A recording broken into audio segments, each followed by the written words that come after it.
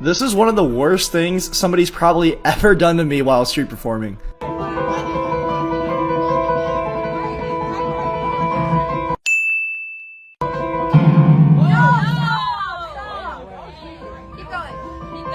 So this kind of stuff happens here and there, so I usually just keep playing through it, but after what's about to happen, I had to stop. This was also the last song of the night, and side note, I do this to see people happy, so please don't harass the person in this video.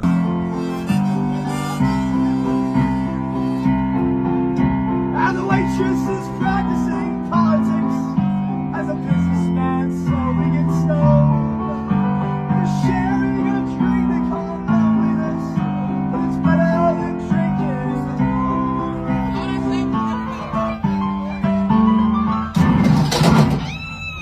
What's wrong with you, bro? I'll give you $100. Give him a heavy tip. Heavy tip! Heavy tip! Yo, Wait.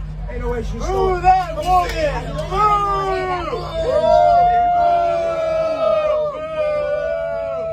You suck, asshole! How would I want to hit about it? Alright, man. How would y'all, bro? That's what I'm saying. They fucked this shit. That's what I'm saying. Christ almighty. No respect. What'd she do? What'd she do? She's done this shit. You can have all of it. Yeah. Thank you. No. That was fucked up. You're really good. You're really good player. Are you okay? Yeah, I'm good. Hey, what is that? Shout out to the guy that tipped me after, and all of the people that came and helped out after seeing what happened. It really restores my faith in humanity. Hey, don't worry, I got it on camera. You good? Yeah, we got TikTok content now. Too bad for her. The boy was live on TikTok, and his video will exceed 3 million views. She'll then come crying into his DM, saying that she didn't steal anything from him, just pretended, that now she's being harassed, and that he should delete her video. In response, So to answer the question I've been asked the most, have I pressed charges? Yes, I have pressed charges. Case number is right here, and I've been talking to the police since that incident has happened. then, some people have taken it into their heads to find her and have shared this information, including an arrest report from last year involving a robbery. Men scared of women. Like, I know we can be pretty, I don't even know, like just weird and kind of scary to approach because our reactions are super like sort of insane. Yeah, you trying to be. What the? Did you see? Ma'am? What? Roll your window down. Oh, she crazy. Get out of the car. She trying to have her weekend be messed up. Get out, please. I need to talk to you about this. Cuff her. Cuff her. I got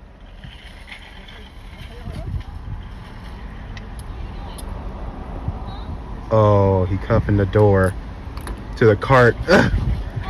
Good. Good. Good.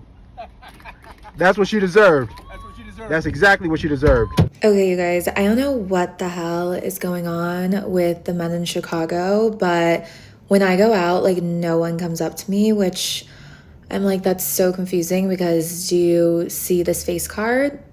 I'm like really confused on like why there isn't a line out the door to get my number. I was out clubbing tonight and I made out with 4 different people. What is your body count? I think at least 100 by now. Really? At least 100, yes. She belongs to the streets. What's your body count? Oh, like 2? Yeah, 2. 2? Bro. Your craziest college confession. What's the craziest craziest thing? You know what? Crazy. Wait, what? The whole friend group. Jesus Christ. Yeah. What's your craziest college confession? I the whole friend group. Like, it had to be done. How deep was the friend group? Like 5 of them. Oh shit.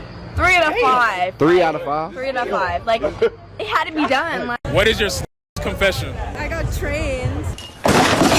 By 2 dudes? It It was like 6. Huh? Was that recent? It was like 2 months ago. Out like this? Was it a good experience for you? It was fun. And was it like in and out or all at the same time? One by one, but like they were all on me. Did you know that 95% of the most dangerous jobs in the world are still performed by men? The wage gap does not exist. Shut the fuck up. I like this one. They're better, they're faster, they're stronger, they're more reliable than you. Guys, so this is the Lao sausage here. We're gonna one bite this.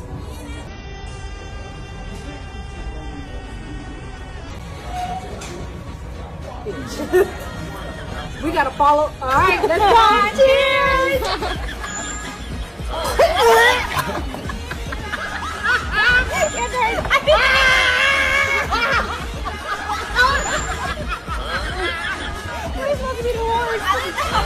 You're the throat goat.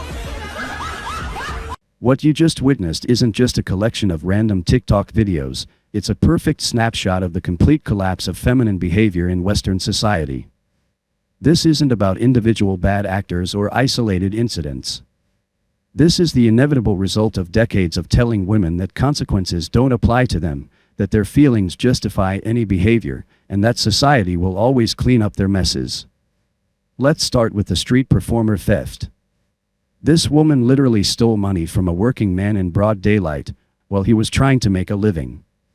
But notice what happened next. She didn't just disappear in shame. She went into full victim mode, crying about harassment and demanding he delete the evidence of her crime. This is the modern female playbook: commit the offense, then claim victim status when called out. The audacity is breathtaking, but it's also completely predictable. The arrest report for robbery tells you everything you need to know. This isn't her first rodeo. She's a career criminal who's learned that being a woman means you can get away with things that would land a man in prison for years. The system enables this behavior by treating female criminality as a mental health issue rather than a character problem. She steals because she can, because she knows the consequences will be minimal, and because society has taught her that her immediate desires matter more than other people's rights.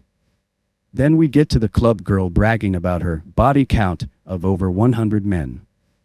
This isn't empowerment, it's a public mental breakdown. She's so desperate for validation that she's turned her own sexual degradation into content. The fact that she's proud of this number shows how completely disconnected she is from reality. In any functional society, this would be recognized as self-destructive behavior requiring intervention, not celebration. But here's what's really disturbing: she's confused why men aren't lining up to date her. She genuinely cannot understand why having sex with 100+ random men might make her less attractive as a long-term partner. This is what happens when you tell women that sexual promiscuity has no consequences. They destroy their own pair bonding ability and then wonder why they can't form meaningful relationships. That face card girl complaining that nobody approaches her is another perfect example of female delusion. She's so used to social media validation that she expects real-world interactions to work the same way. She thinks her appearance alone should generate a line of suitors, because she's never had to develop an actual personality or useful skills. When reality doesn't match her Instagram fantasy, she's genuinely confused. This connects to a broader pattern. Modern women have been taught that their mere existence deserves celebration and reward.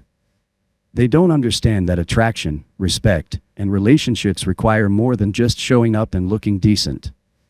They've been told they're perfect exactly as they are, so they never develop the character traits that actually matter in real relationships.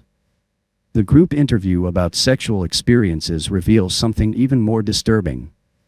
These women are casually discussing group sex and hookup culture like it's normal social behavior.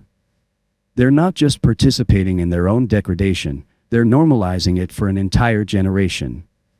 Every time someone treats degeneracy as casual conversation, they're pushing the boundaries of acceptable behavior further into the abyss. What's particularly insidious is how they present this destruction as liberation. They've been convinced that acting like the worst stereotypes of male behavior is somehow feminist progress. They don't realize they're being used by men who see them as disposable sexual objects, not potential partners. The men getting casual sex from these women aren't respecting them, they're exploiting their psychological damage. The reaction to basic facts about male contributions to society is also revealing. When confronted with objective reality about workplace deaths, wage gaps, and male achievement, the immediate response is emotional hysteria. Not counterarguments, not evidence, just shut the fuck up. This is how modern feminism deals with inconvenient truths, by trying to silence them rather than address them. This pattern repeats constantly, women making obviously false claims about oppression, men providing factual corrections, and women responding with pure emotion rather than logic. They've been taught that their feelings are more valid than observable reality, so they genuinely believe that getting upset about facts makes those facts less true. The deeper issue is that none of this behavior exists in a vacuum. These women are products of a system that has systematically destroyed traditional feminine virtues while promoting the worst aspects of female nature. Modesty, loyalty, nurturing, and self-sacrifice have been replaced with narcissism, promiscuity, emotional manipulation, and entitlement. Social media has accelerated this process by creating an environment where the most outrageous behavior gets the most attention. These women aren't just damaged, they're performing their damage for likes and views. They've turned their own psychological destruction into a brand, and society rewards them for it with viral fame and social media influence. The tragic irony is that this behavior makes them profoundly unhappy. The theft girl is clearly miserable, resorting to crime to fund whatever lifestyle she thinks she deserves. The promiscuous women are desperately seeking validation through sexual encounters that leave them more empty each time. The face card girl is confused and frustrated that her superficial qualities aren't generating the attention she craves. But instead of recognizing that their behavior is the source of their problems, they double down and blame external factors. It's men's fault for not appreciating them, society's fault for judging them, or the system's fault for not providing them with whatever they think they deserve. Personal responsibility is completely absent from their worldview. This creates a vicious cycle where destructive behavior leads to negative consequences, which leads to more destructive behavior as they try to cope with the results of their previous poor choices. They're trapped in a feedback loop of dysfunction, but they've been taught that admitting fault or changing behavior is oppressive patriarchal thinking. The most disturbing aspect is how this behavior is being normalized and even celebrated by mainstream culture. What previous generations would have recognized as clear signs of psychological distress are now treated as brave expressions of female empowerment.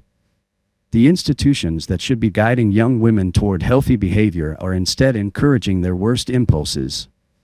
This isn't sustainable.